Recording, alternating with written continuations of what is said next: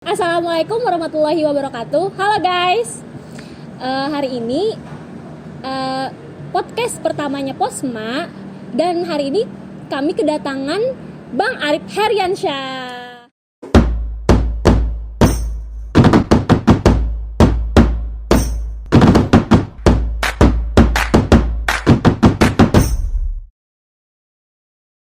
Beliau adalah seorang demisioner Posma tahun 2011 ya Bang? Iya benar sekali.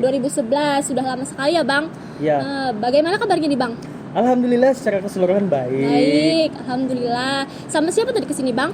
Sama istri dan Syamil juga. Syamil. Ya. Oh ya. Mengenai isu perkuliahan offline nih Bang. Bagaimana pendapat Pian Bang untuk perkuliahan offline saat ini nih? Oke, kalaunya mengenai pertemuan tatap muka offline ya, seperti yang kita sadari dulu, kita udah lama banget nih kita belajarnya daring. Sejak tahun 2020 kemarin pandemi kan melanda bumi kita semua ini, jadi ya kita harus selalu semangat. Walaupun tetap menjalankan perkuliahan daring, terutama nih adik-adik yang angkatan 2020 kan, mereka belum pernah mengalami dan menemui yang namanya pertemuan tatap muka sebagian besar ya, walaupun mungkin ada yang udah kuliahnya offline di waktu-waktu tertentu. Tapi yang namanya sekarang kita katanya mau perkuliahan offline, jujur kalau dari saya pribadi sih belum menemukan edaran resmi kapan nanti kita akan kuliah offline. Tapi banyak kabar yang beredar bahwasanya perkuliahan offline itu insya Allah akan dimulai pada semester depan. Kalau nggak salah itu bulan Agustus nantinya, bulan Agustus dan sampai semester selanjutnya. Tapi semoga itu benar-benar terjadi ya. Soalnya kalau seandainya masih online ya, kita tahu mungkin kita akan mengalami sesuatu hal yang kurang efektif. Tapi selain itu hikmahnya adalah kita untuk stay di rumah aja untuk memutuskan rantai penyebaran COVID-19 ini. Jadi ketika Abang mengajar secara online ini selama 1 tahun itu bagaimana sih rasanya? Bagaimana perasaannya gitu ketika mengajar online gitu? Oke, rasanya seperti Iron Man. Iron Man guys. Oke, rasanya itu ya kita yang pertama sabar ya. Sabar, kemudian karena belajar mengajar daring itulah juga saya semakin sadar ternyata bukan hanya belajar yang butuh perjuangan, tetapi mengajar juga. Bagaimana saya berada stay di hadapan gadget, baik itu laptop ataupun handphone, saya menemui banyak sekali murid-murid saya yang memiliki kendala seperti ini. Misalkan, Pak, nanti perkuliahan saya izin telat ya, soalnya saya mau naik ke atas genteng dulu nyari sinyal, misalkan seperti itu. Ada banyak sekali mahasiswa yang mengalami yang namanya hambatan, terutama di sinyal, jaringan, karena mereka rata-rata stay-nya di kampung halaman masing-masing, yang kebetulan terbatas sekali jangkauan sinyal. Nah, apalagi mahasiswa yang di pegunungan ya Bang ya. Iya benar sekali. Sama kayak teman saya itu yang tinggal di pegunungan tuh sangat sulit sekali katanya Bang. Harus naik ke atas gunung dulu katanya. Iya, kita nyari sinyal kan, dan bahkan ketika saya mengajar pun di kampung halaman saya di Amuntai sana, saya harus nyari sinyal dulu. Nggak bisa saya ngajar itu di lantai 1. Harus naik ke lantai 2 baru mendapatkan sinyal yang agak lumayan. Itulah perjuangan. Bukan hanya seorang mahasiswa juga, tapi seorang pendidik pun juga memiliki yang namanya perjuangan, dan kita harus mengejar itu. Ini Bang, ulun dengar-dengar nih ada keluhan mahasiswa nih selama pelajaran online ini nih, kayak kebanyakan tugas katanya Bang. Oh gitu. Gimana tuh pendapat Pian? Iya, mungkin karena pertemuan tatap muka sangat terbatas ya, bahkan kita nggak boleh pertemuan tatap muka. Jadi satu-satunya cara untuk menyambung silaturahmi antara pengajar dan para mahasiswa itu ya memang salah satunya adalah tugas. Tetapi gini, misalkan posisi seorang mahasiswa dulu ya. Posisi seorang mahasiswa bagaimanapun hakikat dari seorang pelajar itu ya mesti selalu mendapatkan yang namanya tugas. Sesulit apapun tugas yang diberikan oleh dosen maupun pendidik lainnya, tugas itu akan tetap berlalu ketika kita semangat mengerjakannya. Dan untuk posisi seorang pengajar, kita tahu dalam dunia daring ini semuanya serba terbatas. Kita sama-sama berusaha. Maka itu kita sebagai pengajar yang baik dan bijaksana, tentunya jangan pernah membebani anak murid kita dengan tugas-tugas yang sangat menyulitkan. Oke, tetapi jangan juga nggak ngasih tugas sama sekali. Ya dikasihlah tugas yang membuat mereka semakin semangat belajar ya kan, Bang? Dan seolah-olah oh ini kayak pertemuan tatap muka nih, semangat gitu. Dan tugasnya saya rasa semenjak daring, tugas dari dosen itu sangat bervariatif. Nggak mesti ngerjain soal enggak, tapi juga mau kita bikin itu video biasanya itu, bikin Bang. video, bikin yang namanya review, bikin yang namanya banyak lagi pokoknya hal-hal yang kreatif. Dan itu tentunya gara-gara musim daring di COVID-19 ini semuanya berubah menjadi hal yang positif dan kreatif. Ada juga nih Bang, teman saya pernah cerita nih, mereka tuh kayak jadi males gitu Bang kuliah online ini. Gimana tuh Bang supaya mereka makin semangat gitu, semangat banget gitu? Oke, dulu kalau masalah malas ya, dulu saya sering banget mengatakan ini kepada adik-adik maupun teman-teman, bahwasanya kuliah itu bukan hanya soal mimpi kalian, tapi juga mimpi kedua orang tua kalian, dan mimpi orang-orang di luar sana yang tidak seberuntung kalian. Ya walaupun kita tahu tugas sangat banyak karena pembelajaran daring membuat kita semakin malas, semakin mager, tetapi bagaimanapun caranya kita harus ingat tujuan utama, dan kita harus sadar ada banyak orang yang mesti kita banggakan. Betul Maka banget. itu kita harus melaksanakan kuliah, mengerjakan tugas, dan perangi rasa malas, karena malas itu adalah musuh utama pada diri kita ini. Betul sekali kata Abang Arif Heriansyah ini. Jadi kita tuh kada boleh malas, kayak itu najar Abang nih. Kada boleh malas, kada boleh mager gitu, kada boleh. Kalau ada tugas jangan ditunda-tunda. Jangan ditunda-tunda, kada boleh. Oke Bang, bagaimana juga nih Pak tanggapan Pian nih? Bahwa mahasiswa tuh kayaknya kurang mengerti gitu Bang. Termasuk lu nih kurang mengerti kalau pelajaran online ini susah sekali mengertinya. Oke, baik itu tugas maupun teorinya ya. Teorinya. Oke, ada dua hal nih. Ada tiga. Yang pertama, kalau seandainya kita kurang paham mengenai teori, materi ataupun tugas yang diberikan oleh dosen pada saat zaman daring ini adalah ada tiga hal. Yang pertama, kita bisa menanyakan, komunikasi baik-baik dengan dosen tersebut. Ini tugasnya gimana Bu? Ini tugasnya gimana Pak? Apakah seperti ini sudah benar teknisnya? Cara yang kedua adalah menanyakan kepada teman-teman. Saat kita berada di dalam zona daring, jangan sampai kita semakin menjadi pribadi yang introvert. Artinya kita tidak mau berbaur dan berkomunikasi dengan teman-teman, terutama teman-teman satu kelas. Jangan pernah menutup diri kita. Kita harus membuka komunikasi dan menanyakan bagaimana tugas-tugas yang belum kita mengerti. Dan cara yang ketiga adalah motivasi diri kita sendiri. Kita harus memahami betul-betul, siapa tahu kalau kita memahaminya, membaca dengan seksama dan mencari teori dan referensi, baik itu dari buku, baik itu dari jurnal yang berbentuk online, kita jauh lebih mengerti atas ketidakpahaman tersebut. Jadi intinya nih kita nih harus banyak bertanya ya loh Bang, karena online ini memang harus banyak bertanya. Ya, selebihnya itu banyak berkomunikasi dengan baik-baik, karena dengan mengerti kita akan semakin memahami. Karena malu bertanya sesat di jalan, ya kan Bang? Benar. Nah betul sekali.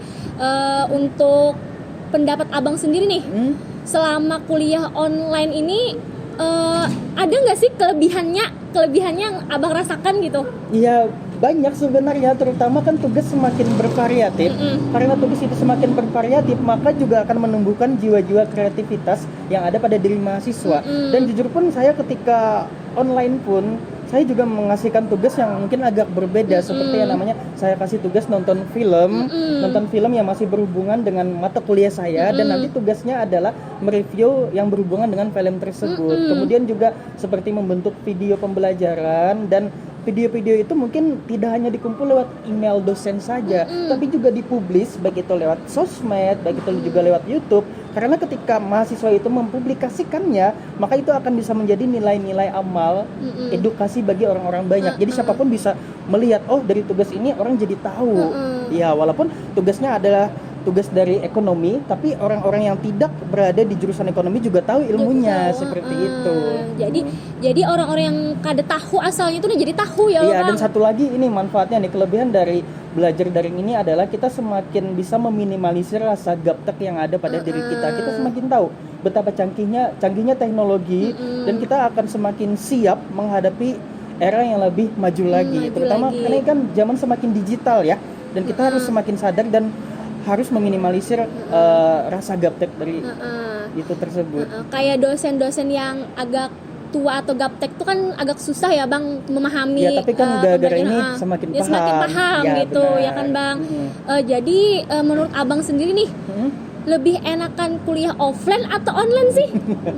Kalau ditanya lebih enakan ya, kalau ditanya lebih enakan jujur antara kedua pilihan ini yang namanya sesuatu hal itu tidak ada yang sempurna ya, pasti ada yang namanya minusnya, ada yang nama plusnya. Tapi karena kita terbiasa dari dulu, dari kecil kita selalu menghadapi yang namanya pembelajaran tatap muka, mungkin kita masih berada di dalam zona nyaman tersebut, bahwasanya pelajaran tatap muka itu jauh lebih enak. Padahal ketika pertemuan tatap muka mungkin ada beberapa hal yang mahasiswa itu nanti akan kaget. Kultur shock gitu ya, Iya, kultur shock. dan juga ada yang namanya shock terapi juga kan. Oh, ternyata seperti ini pembelajaran tatap muka. Ternyata jangan sampai ketika pembelajaran nanti tatap muka udah dimulai, jangan sampai ada keluhan dari mahasiswa, ternyata pembelajaran tatap muka capek banget gitu. Jadwal tidur kita jadi terbatas itu, jangan sampai ada keluhan. Bahwasanya kita harus tetap bersyukur. Tetap bersyukur pembelajaran tatap muka akan dilaksanakan seperti itu. Nah, Bang, kan nih kita kan akan menghadapi isunya nih kan, isunya akan menghadapi offline nih. Ya. Bagaimana untuk anak-anak yang berorganisasi nih membagi waktunya tuh kan rada susah biasanya, Bang. Ya. Ada juga yang kecapean biasanya tuh, Bang. Gimana tuh, Bang? Jadi kayak gini ya, bagi anak-anak ya. Anak-anak atau mahasiswa ya, Bang. Bagi anak-anak adik-adik mahasiswa semuanya, kalian yang memang udah terjun ke dalam dunia organisasi itu merupakan pembelajaran yang sangat bagus sekali. Karena dengan adanya kalian mengikuti kegiatan organisasi, tentunya itu sangat positif untuk kalian. Dan juga terkadang ada pembelajaran kehidupan yang mungkin tidak kita dapatkan di bangku kuliah. Oke. Dan kemudian mengenai manajemen waktu, kalian yang agak susah membagi waktu dan memanajemen itu semua, yang pertama yang harus kita perhatikan adalah prioritaskan hal-hal yang paling penting duluan. Yang kedua, jangan lupa untuk mencatat semua agenda kalian. Bagi kalian yang malas menulis di buku, menulis di kertas yang ditempel di samping kasur kalian, ya minimal tulislah di note agenda handphone kalian. Biasanya agenda kalian besok ngapain, misalkan ada rapat, misalkan ada kegiatan seminar, misalkan besok nanti tugas final tesnya dikumpul.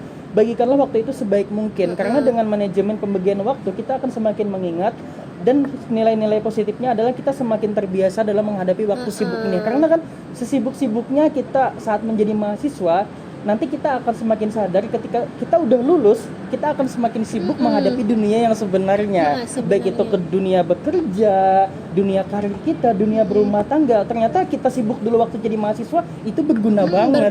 Dibandingkan kita masih jadi mahasiswa kupu-kupu aja. Nanti kita kaget saat lulus kuliah, kerja capek banget. Tapi kalau anak-anak aktivis, ketika lulus kuliah dia sibuk kerja, dia udah tahu rasanya, terbiasa gitu ya, mentalnya udah terbiasa, kepribadiannya udah semakin matang, dan tentunya ini akan sangat berguna untuk keberlangsungan masa depan anak-anak mahasiswa ini. Jadi mereka itu sudah bisa membagi waktu antara yang prioritas gitu ya kan, benar Bang. Sekali. Jadi bagaimana nih, Bang, juga untuk persiapan kultur shock kampus, Jar, katanya nih yang orang-orang tanyakan nih, kayak kebudayaan kampus nih kayak apa, Gerang? Pas turunan nih kan kayak apa kayak Iya, gambarannya ya. Gambarannya. Jadi gini, terutama untuk mahasiswa angkatan 2020, angkatan 2021 yang akan mendatang ya, yang kalian terbiasa menghadapi pembelajaran daring, nantinya kalian akan menghadapi pertama kali the first impression. Pembelajaran tatap muka yang harus kalian sadari adalah pembelajaran tatap muka itu kulturnya berbeda dengan pembelajaran online. Ketika online kita mungkin tidak menghadapi teman-teman secara langsung, tidak menghadapi dosen kita secara langsung. Tapi ketika pembelajaran tatap muka itu semuanya berkumpul. Berkumpul di dalam suatu wadah kelas, yang mana kita di sana semakin sadar, ternyata seperti ini pembelajaran tatap muka. Itu yang pertama. Yang kedua, saya sering bilang seperti ini ya, di setiap kelas manapun kita akan menemukan satu sosok mahasiswa minimal yang mungkin akan kita benci dengan dia gitu. Ya, maksudnya gini, bukan arahnya bukan benci yang karena dia nakal, enggak.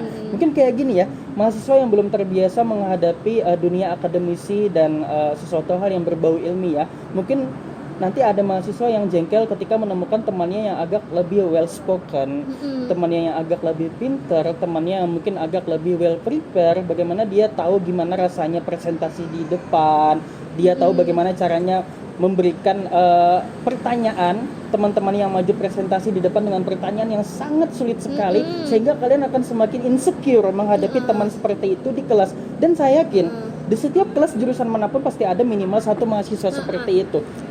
keputusannya ada dua hal, opsi yang kita bijaksanai. Yang pertama adalah kita semakin terkekang dan semakin menimbulkan perasaan benci terhadap teman seperti itu. Yang kedua adalah kita bisa membijaksanai. Dengan adanya teman seperti itu, kita akan semakin terbuka pikiran dan hati kita bahwasanya saya harus juga bisa.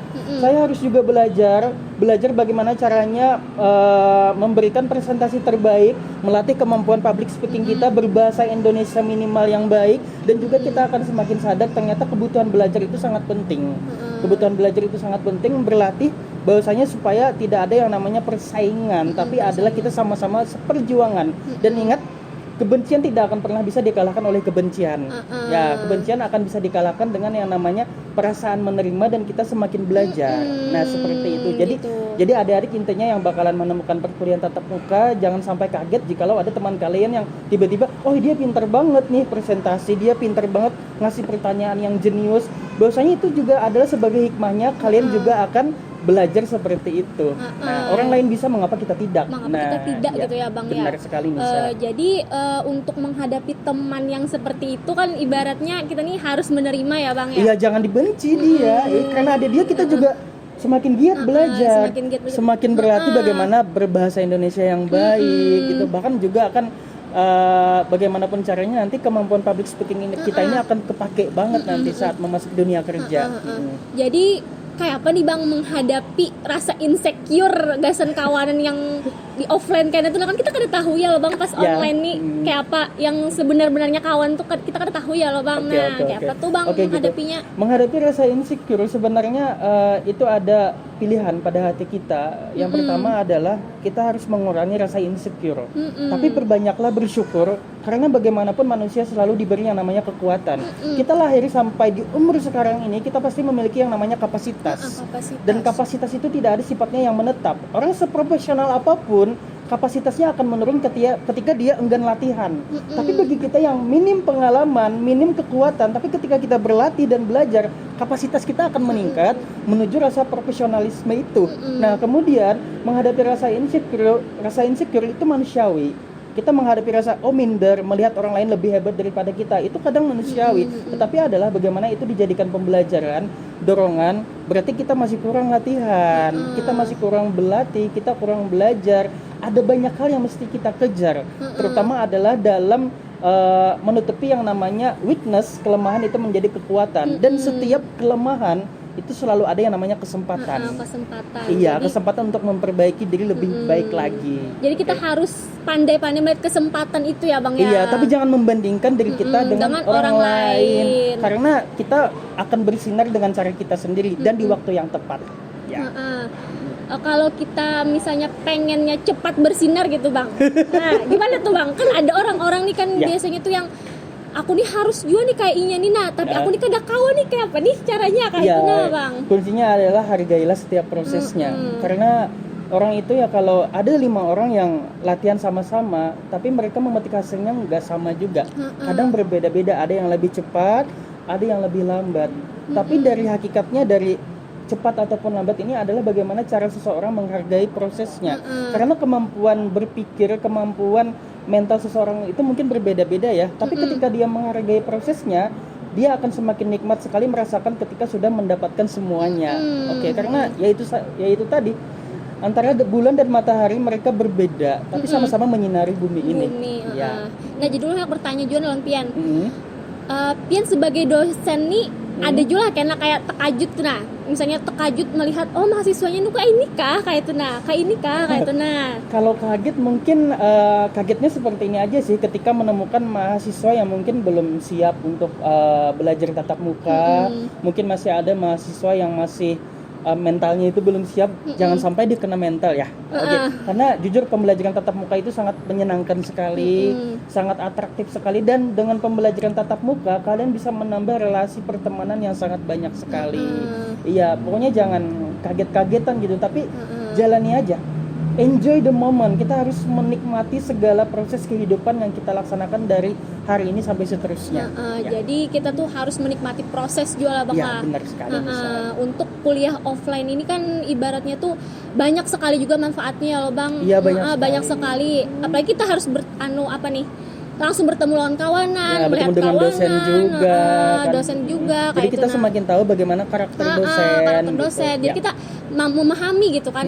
Kan kalau di chat kan biasanya kita salah paham Iya, gitu salah lah Bang. paham. Ulun sering juga Bang ya salah Iya. paham, jujur aja nih ulun. Contohnya kan kayak dosennya jawab SMS kalian dengan yang sangat singkat sekali iya, dengan jam misalnya, iya. itu bukan berarti dosennya ngomel gitu, tapi memang karakter chat beliau memang seperti memang itu. Padahal seperti aslinya itu. kan ramah banget misalkan. Ramah banget Iya. sebenarnya gitu ya Bang. Jadi untuk kuliah offline ini memang belum ada kabar Yang pasti, pastinya tuh iya, memang belum. kededak Bang. Iya, belum ada kabar pasti, tapi info dari mungkin teman-teman saya yang sesama akademisi, mereka banyak mengatakan insya Allah akan dimulai pada akhir tahun ini, di semester depan, insya Allah. Tapi kita berdoa sama-sama ya, semoga ini benar-benar terlaksana dan kita akan merasakan pertemuan tatap muka kembali di tahun 2021 ini. Amin ya rabbal alamin. Ya. Jadi untuk mahasiswanya ini berarti harus syarat untuk memasuki offline ini adakah syaratnya Bang? Kalau masalah syaratnya yang jelas harus standby di mana kampus itu berada. Misalkan kampus kita di Banjarmasin, maka mahasiswa yang akan menjalani perkuliahan tatap muka juga harus standby di Banjarmasin. Bagi adik-adik yang masih belum punya kos, mungkin dicari dulu informasinya di mana nanti bisa ngekos. Tempatnya itu strategis tapi harganya murah dan nggak ada misalkan hambatan kayak ledeng, macet segala macam. Itu penting banget itu untuk menunjang segala macam logistik, sarana prasarana yang melancarkan aktivitas perkuliahan kita di Banjarmasin. Kalau syarat-syarat yang lain sih seperti kayak swab ya misalnya, atau kayak vaksin. Alhamdulillah saya sudah vaksin. Dan juga kenapa saya vaksin, karena saya mendengar edaran bahwasanya nanti kalaunya para pendidik yang akan melakukan pertemuan tatap muka itu wajib divaksin, dan saya harus mematuhi, dan bahkan tanpa adanya anjuran itu pun saya siap untuk divaksin. Ya. Untuk mahasiswanya nih wajib juga Bang divaksin nih? Kalau untuk sementara ini yang saya tahu ya, kalau untuk vaksin untuk sementara ini kloter pertama ini adalah ditujukan oleh para pekerja yang sifatnya pelayanan umum seperti yang namanya perawat itu tentu ya, tentu, dan juga orang-orang yang bekerja misalkan di bank, di bagian pelayanan yang lain, dan para pendidik juga. Tapi kalau untuk mahasiswa nanti kalaunya ada infonya nanti kita kasih tahu. Ya. Lebih syukur lagi ya kalau mahasiswa nanti boleh divaksin gitu, supaya meningkatkan kekebalan tubuh kita. Jadi harus pakai masker juga kan ya Bang? Iya, tentunya harus pakai masker dan melaksanakan protokol kesehatan. Ya. Mungkin nanti di depan kelas ada wastafel, semuanya lengkap, dan ada juga sabun cuci tangan, mungkin kayak hand sanitizer juga. Mungkin itu juga akan dipersiapkan sebaik mungkin oleh kampus, setiap kampus yang ada di Indonesia ini. Termasuk atau terutama UIN Antasari ya kan? Iya, terutama UIN Antasari Banjarmasin. Bahkan kan katanya penerimaan mahasiswa tahun ini semakin membludak ya, dan ini menandakan bahwasanya kampus kita semakin menjadi rekomendasi para masyarakat yang ada di Kalimantan Selatan khususnya, seperti itu. Jadi katanya ulun dengar nih ada juga nih kabar pendaftarannya ini offline juga katanya Bang lah. Oh gitu? Ya saya baru dengar kabar, tapi rata-rata keluarga saya yang daftar tahun ini juga mereka daftarnya online. Tapi nggak tahu nanti tesnya gimana. Oh ya, tesnya maksudnya tesnya offline. Ya. Bagus lagi sih. Bagus lagi kan Bang ya. Jadi bagi orang-orang yang nggak pernah ke Banjarmasin, jadi tahu Banjarmasin itu bagaimana sebelum kuliah gitu dulu kan, nggak bakalan kaget juga. Mensurvei tempat gitu kan ya Bang. Bisa juga survei kosnya nanti di mana. Survei kosnya, survei tempat di Banjarmasin ini apa yang. Iya benar sekali. Jadi sebelum kuliah kita udah dapat teman baru, biasanya seperti itu. Ya. Kan teman waktu tes ya Bang. Iya, teman waktu tes gitu nyari kan. Kos, nanti teman waktu UPB juga kan. Ya. Teman UPB, teman habis itu pulang kita nih kena rami di Banjarnya Bang. Rame banget. Rame banget Banjarmasin. Bahkan saya lebih betah di Banjarmasin dibandingkan di kampung halaman gitu. Nah, Abang nih Jar lebih betah di Banjarmasin.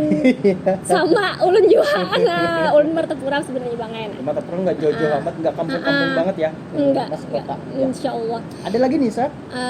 Kayaknya cukup dulu di Bang. Oke, alhamdulillah. Kayaknya cukup dulu nih, teman-teman. Enggak kerasa ya?